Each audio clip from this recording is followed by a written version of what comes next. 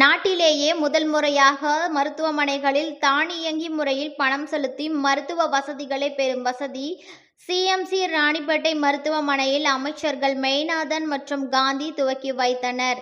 ராணிப்பேட்டையில் உள்ள குரோமிய கழிவுகளை வெளியேறாத வகையில் தடுப்பதற்காக ரூபாய் 15 கோடியில் முதற்கட்டமாக ஒரு திட்டத்தை செயல்படுத்த உள்ளோம். தமிழக சுற்றுச்சூழல் மற்றும் காலநிலை மாற்றத்துறை அமைச்சர் மெய்நாதன் பேட்டி.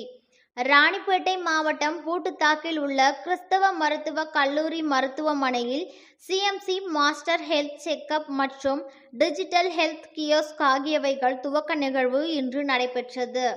மருத்துவக் கல்லூரியின் இயக்குனர் விக்ரம் மேத்யூ தலைமையில் நடைபெற்ற நிகழ்வில் தமிழக கைத்தறி மற்றும் துணிநூல் துறை அமைச்சர் காந்தி மற்றும் தமிழக சுற்றுச்சூழல் மற்றும் காலநிலை மாற்றத்திற்கான அமைச்சர் மெய்நாதன் ஆகியோர் ரிப்பன் வெட்டி குத்துவிளக்கேற்றி திட்டத்தினை துவக்கி வைத்தனர். பின்னர் செய்தியாளர்களிடம் பேசிய தமிழக சுற்றுச்சூழல் மற்றும் காலநிலை மாற்றத்திற்கான அமைச்சர் மெய்நாதன், பசுமை தமிழகம் திட்டம் மூலம் தமிழகத்தில் 33% மரங்கள் அளவை உயர்த்த கடந்த ஆண்டு 2.80 கோடி மரங்கள் நடப்பட்டுள்ளதாகவும் 10 கோடி மரங்களை நட இலக்கை வைத்துள்ளோம் என்றும் மரங்களை நட்டு வருகிறோம் என்றும் கூறினார்.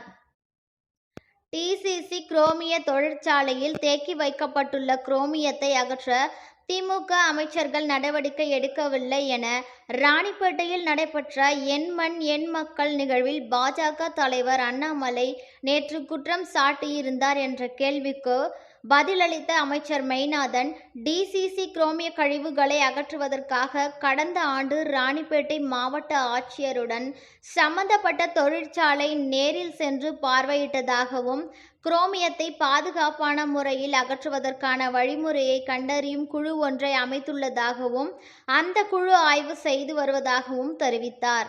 மேலும் தற்காலிகமாக குரோமிய கழிவுகள் வெளியே செல்லாத வகையில் கட்டமைப்பை ஏற்படுத்தவும் சுற்றுச்சுவர் அமைக்கவும் 15 கோடி ரூபாய் நிதி ஒதுக்கீடு செய்துள்ளதாகவும் அந்த பணிகள் துவங்க உள்ளதாகவும் தெரிவித்தார்.